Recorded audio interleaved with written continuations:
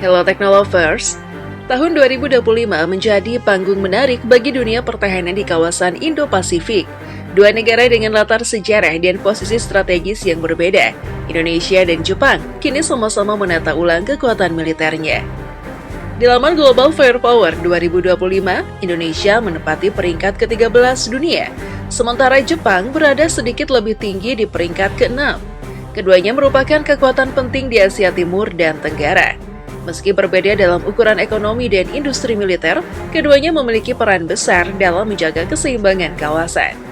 Dalam video ini, kita akan membandingkan kekuatan militer Indonesia dan Jepang dari 3 matra utama, darat, laut, dan udara, lengkap dengan jumlah alutsista, personil, anggaran pertahanan, serta skenario hipotetik jika keduanya berhadapan dalam konflik terbatas. Anggaran dan sumber daya. Kekuatan militer tidak bisa lepas dari dua hal, anggaran dan personel. Pada tahun 2025, Indonesia mengalokasikan sekitar 8,8 miliar dolar AS untuk pertahanan, atau sekitar 139 triliun rupiah. Fokusnya lebih pada modernisasi alat utama sistem senjata atau alutsista, dan peningkatan kemampuan industri pertahanan dalam negeri. Sementara itu, Jepang memiliki anggaran pertahanan yang jauh lebih besar, mencapai sekitar 57 miliar dolar AS, menjadikannya salah satu negara dengan belanja militer terbesar di dunia. Dari sisi personel, TNI memiliki sekitar 400.000 personel aktif, belum termasuk 400.000 cadangan dan paramiliter. Sedangkan pasukan bela diri Jepang atau JSDF memiliki sekitar 247.150 personel aktif, dengan tambahan 56.000 cadangan. Meski Indonesia unggul dalam jumlah personil, Jepang jauh lebih unggul dari sisi anggaran, teknologi, dan efisiensi logistik. Matra darat. Kita mulai dari kekuatan darat. Kekuatan darat Indonesia. Tank tempur utama atau MBT, Indonesia memiliki sekitar 331 unit tank utama, sebagian besar jenis Leopard 2A4 dan AMX-13. Sedangkan Jepang memiliki sekitar 521 unit, terdiri dari tipe 74, tipe 90, dan tipe 90 generasi terbaru. Indonesia, kendaraan tempur lapis baja, IFP atau APC, sekitar 1.800 unit, termasuk anual buatan PT Pindad dan kendaraan amfibi BTR. Jepang juga memiliki kendaraan tempur lapis baja, sekitar 3.100 unit, dengan keunggulan mobilitas tinggi dan sistem kontrol tembakan canggih. Artileri derek dan self-propelled, sekitar 480 unit. Sedangkan Jepang, artileri dan MLRS Jepang memiliki sekitar 700 unit, termasuk tipe 75 dan sistem roket tipe 03. Peluncur roket atau MLRS diperkirakan sekitar 75 unit, termasuk Astros dan RM-70. Dalam hal kualitas, Jepang unggul berkat integrasi sistem elektronik dan sensor modern.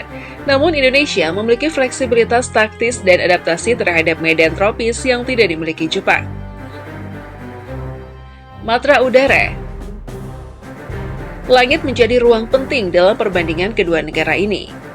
Total pesawat militer Indonesia sekitar 459 unit, Jepang total pesawat militer sekitar 1.443 unit.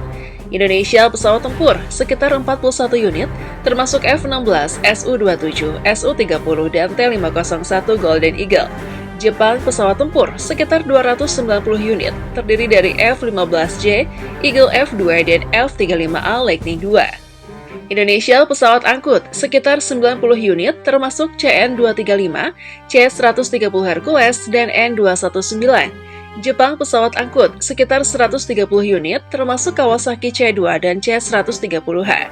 Indonesia pesawat latih sekitar 40 unit, sebagian besar buatan Korea Selatan dan Indonesia. Jepang pesawat latih sekitar 280 unit, seperti T4 dan T7.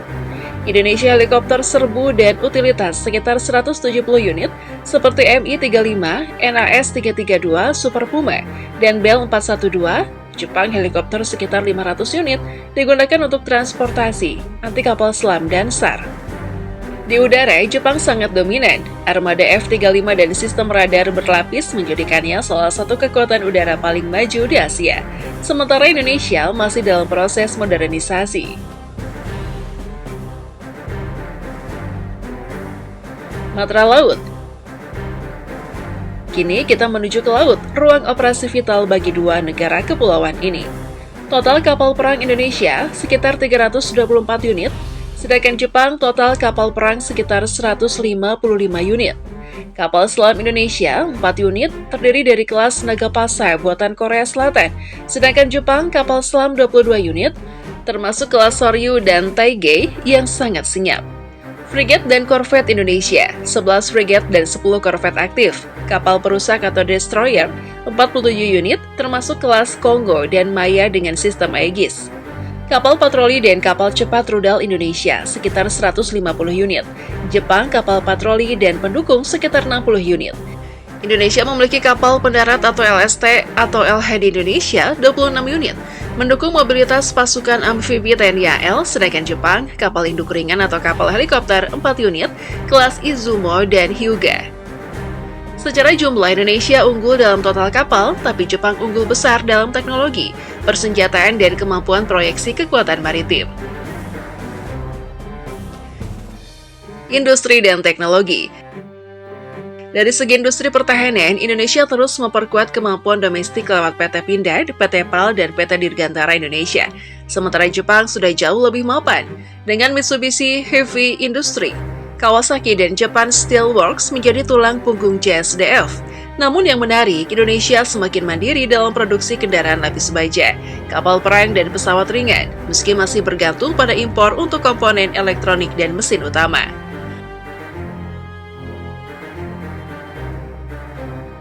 Skenario hipotetik dan analisis. Bagaimana jika secara hipotetik Indonesia dan Jepang terlibat dalam konflik terbatas? Secara realistis, Jepang akan unggul dalam dominasi udara dan laut, namun Indonesia memiliki keunggulan geografis, ribuan pulau yang menyulitkan operasi amfibi besar-besaran. Jika konflik terjadi di wilayah netral seperti Laut Cina Selatan, Jepang akan diuntungkan berkat logistik dan armada jarak jauh. Tapi jika perang defensif terjadi di sekitar Nusantara, keunggulan Jepang bisa berkurang drastis karena medan yang kompleks dan panjangnya garis pasok. Dalam skenario ini, strategi asimetris Indonesia dengan penggunaan rudal jarak menengah, drone, dan perang cyber bisa menjadi kunci penyeimbang terhadap kekuatan konvensional Jepang. Pada akhirnya, Indonesia dan Jepang bukanlah musuh, melainkan dua mitra penting di kawasan Indo-Pasifik. Perbandingan ini bukan untuk menentukan siapa lebih kuat, tetapi untuk memahami bagaimana masing-masing negara mempersiapkan diri menghadapi tantangan masa depan. Kekuatan sejati bukan hanya pada jumlah tank atau jet tempur, tapi pada kemauan menjaga stabilitas, memperkuat kerjasama, dan mempertahankan perdamaian.